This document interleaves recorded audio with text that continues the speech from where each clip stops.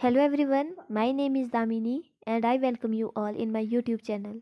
हम लोग कर रहे हैं कार्बन एंड इट्स कंपाउंड्स और ये है पार्ट 4। आज हम करेंगे chemical properties of carbon compounds. First property is combustion. Combustion आप लोगों को पता है, कंबस्शन का मतलब होता है burning. So carbon compounds burn in oxygen to form water, carbon dioxide, heat and light. तो जब कार्बन कंपाउंड्स की बर्निंग होती है तो क्या क्या चीज़ें हमें मिलेंगी? Water, carbon dioxide, heat and light. For example, carbon plus oxygen give rise to carbon dioxide plus heat plus light. CH4, which is methane. So CH4 plus 2O2 give rise to 2H2O plus water plus 2H2O means water plus CO2 carbon dioxide plus heat plus light. C2H5OH, ये क्या चीज़ है? हमने पहले भी naming की अभी C2 है यानी कि इथ, राइट? तो OH है मतलब ओल लगेगा, तो ये क्या हो जाएगा? Ethanol plus 3O2 give rise to 3H2O plus 2CO2 heat plus light. Next is oxidation.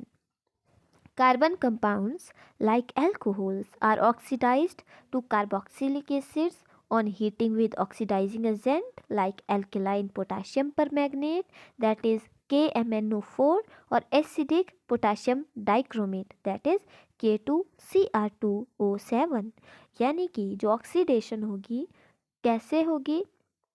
जब हम लोग अल्कोहल को ऑक्सीडाइज करते हैं, हमें पता है जो अल्कोहल है ये they are carbon compounds, like जो अल्कोहल है ये ऑक्सीडाइज होंगे, कार्बोक्सिलिक एसिड बन जाएंगे, इनका कार्बोक्सिलिक एसिड बनेगा जब ये ऑक्सीडाइज होंगे। जब हम लोग इनको ऑक्सीडाइजिंग एजेंट के साथ हीट करते हैं तो ऑक्सीडाइजिंग एजेंट कौन कौन से हैं? पोटाशियम परमैंगनेट और पोटाशियम डाइक्रोमेट। तो इन दोनों चीज़ों के आपको फॉर्मूले पता होना चाहिए, फॉर्मूले इंपॉर्टेंट है यहाँ से। तो पोटाशियम परमैंगनेट का फॉर्मूला क्या है? KMnO4, और पोटाशियम डाइक्रोमेट का फॉर्मूला क्या है? K2Cr2O7। For example, alcohols are oxidized to carboxylic acid, that is ethanol. जब हम लोग इसको ऑक्सीडाइज करेंगे पोटाशियम डाइक्रोमेट या फिर पोटाशियम परमैंगनेट की प्रेजेंस में हीट प्रोवाइड करेंगे इसको, तो हमें इथेनोइक एसिड मिल जाएगा। यानी कि इथेनोइक ओइक एसिड किस में लगता है? कार्बोक्सिलिक एसिड में ही। Then next property is additional reaction. Unsaturated hydrocarbons undergo additional reaction with hydrogen in the presence of nickel or palladium as catalyst to form saturated hydrocarbons. तो saturated hydrocarbon पता है आपको? सैचुरेटेड हाइड्रोकार्बन कौन से थे? जिनमें सिंगल बॉन्ड हुआ करता था। तो सिंगल बॉन्ड वाले सैचुरेटेड हाइड्रोकार्बन कब बनेंगे?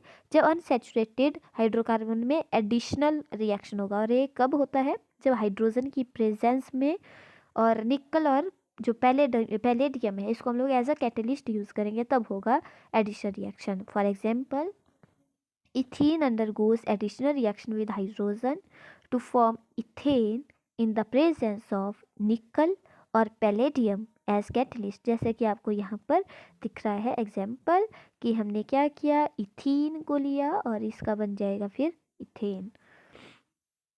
In addition of hydrogen to unsaturated hydrocarbon to form a saturated hydrocarbon is called hydrogenation. Underline this और अपनी कॉपी पे लिख सकते हैं आप। हाइड्रोजिनेशन क्या होता है? Addition of hydrogen to unsaturated hydrocarbon to form saturated hydrocarbon is called hydrogenation. Hydrogenation is used to convert unsaturated oils and fats to saturated oils and fats. यहाँ से एक और इम्पॉर्टेंट क्वेश्चन बनता है कि जो वनस्पति घी होता है, वनस्पति घी, उसको बनाने के लिए कौन सी गैस का यूज़ किया जाता है? वहाँ पर हाइड्रोजन का यूज़ करते हैं हम लोग, यानी कि हाइड्रोजिनेशन प्रोसेस होती है यह वहाँ पर भी। Next is substitution reaction. Saturated hydrocarbon undergo substitution reaction with halogen to form substitution products. Methane undergoes substitution reaction with chlorine in the presence of sunlight to form substitution products. तो ये जो substitution reaction है वो किसकी presence में होगा, halogens की presence में होता है। तो हेलोजेंस कौन कौन से हैं, क्लोरीन ब्रोमीन है, हमने पहले भी ये चीज़ पढ़ी हुई है। Then some important carbon compounds, carbon के कुछ इंपॉर्टेंट कंपाउंड्स देखते हैं। पहला है इथेनॉल C2H5OH, जिसे हम इथाइल अल्कोहल भी बोल देते हैं। इसकी प्रॉपर्टीज़ क्या है, कलरलेस लिक्विड है और इसकी स्मेल कैसी है, प्लीजेंट स्मेल है and burning taste. It is soluble in water. Ethanol react with sodium to form sodium ethoxide and hydrogen. Ethanol react with hot concentrated sulfuric acid to form ethene and water. Concentrated sulfuric acid is a dehydrating agent and remove water from ethanol. इसके uses कहाँ कहाँ होते हैं, एक तो alcohol बनाने में, solvent के रूप में हम इसको यूज़ करते हैं, मेडिसिन में भी यूज़ किया जाता है इसको, like tincture of iodine, cough syrups, tonics etcetera. Next है इथेनोइक एसिड, इसे हम एसिटिक एसिड भी बोल देते हैं। सो इथेनोइक एसिड फॉर्मूला क्या है, CH3COOH, राइट। और जो इथेनोइक एसिड है यानी कि एसिटिक एसिड है, सिरका हम लोग घर पे यूज़ करते हैं, वही है ये इथेनोइक एसिड। फॉर्मूला याद रखना सिरके का, एसिटिक एसिड बोलते हैं इसे हम, इथेनोइक एसिड भी बोलते हैं। Formula CH3COOH। Properties, colourless liquid है with pungent smell and sour taste. आपको पता है कैसी स्मेल होती है सिरके की, इसे हम पंजेंट स्मेल बोलते हैं, जो सिरके वाली स्मेल है। खट्टा इसका टेस्ट होगा। सॉल्यूबल इन वाटर, तो जो विनेगर है इसमें कितना इथेनोइक एसिड प्रेजेंट होगा, 5% to 8%। Solution of 5% to 8% ethanoic acid in water is called vinegar. Next is esterification. So ethanoic acid react with ethanol to form ester, ethyl ethanoate, in the presence of concentrated sulfuric acid. The reaction between carboxylic acid and alcohol to form an ester is called esterification. जब carboxylic acid और alcohol के बीच में reaction होगा और बनेगा Easter, तो उसे बोल देते हैं हम लोग esterification. Next is saponification. When ester react with sodium hydroxide solution, the sodium salt of carboxylic acid and parent alcohol are formed. This reaction is called saponification. क्या हुआ, सोडियम सॉल्ट का बनना, ठीक है, सोडियम सॉल्ट का बनना, उसे हम क्या बोल देंगे, saponification. The sodium salt of the carboxylic acid and parent alcohol की फॉर्मेशन को बोलते हैं saponification. Ethyl ethanol react with sodium hydroxide to form sodium acetate and ethanol. Ethanoic acid react with bases to form salt and water.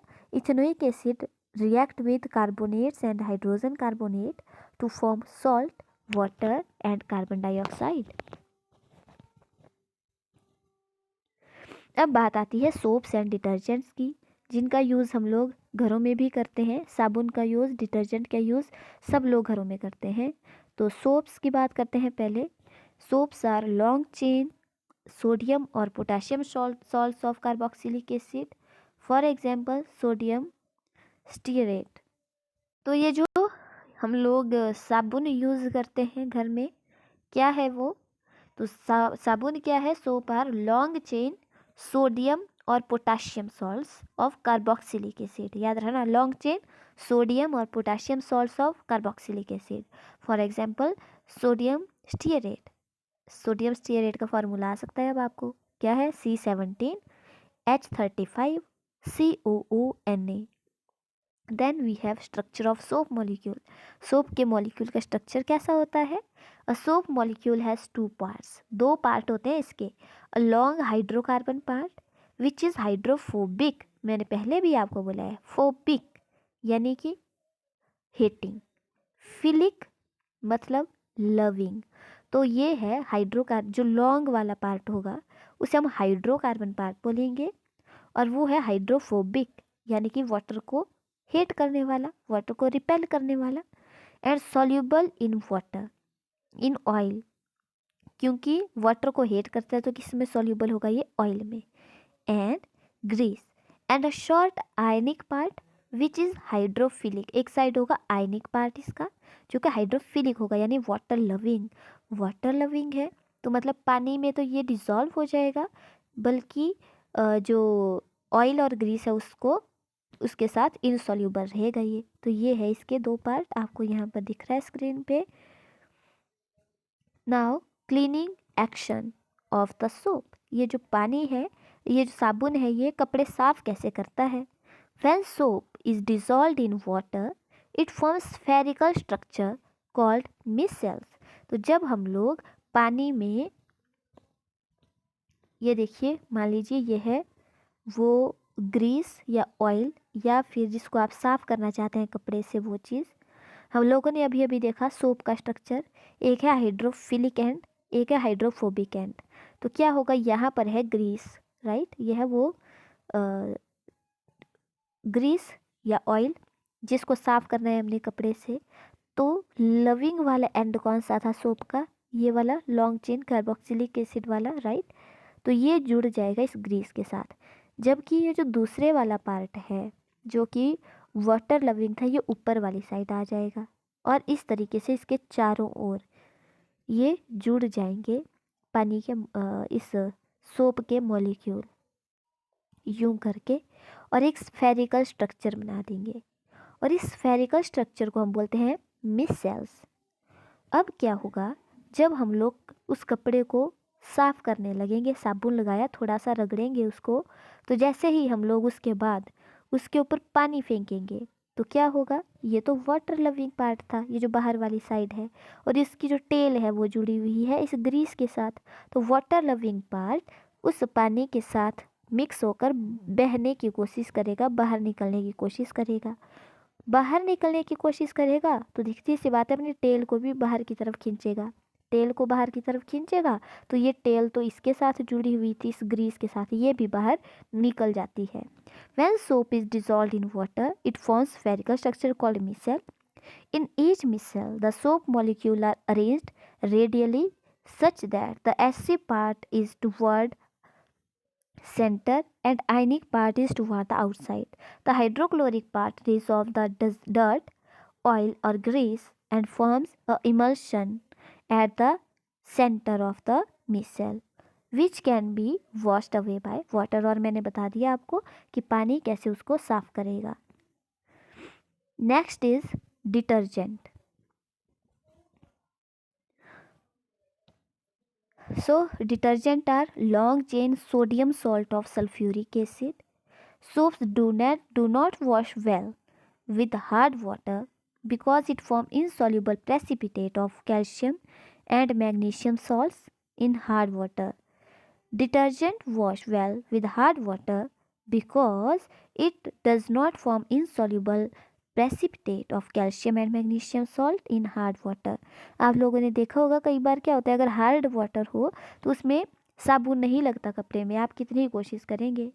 तो hard water में detergent react करते हैं। क्यों, अच्छा मैंने बोला कि साबुन झाग नहीं बनाता हार्ड वाटर में, क्यों नहीं बनाता, क्योंकि जैसे ही वो हार्ड वाटर के साथ रिएक्ट करेगा वो कैल्शियम और मैग्नीशियम सॉल्ट्स के प्रेसिपिटेट बनाना स्टार्ट कर देगा। जबकि डिटर्जेंट में ऐसा नहीं होता, तो वो रिएक्ट करता है, अच्छे से साफ कर लेता है हार्ड वाटर में भी क्या चीज़, डिटर्जेंट।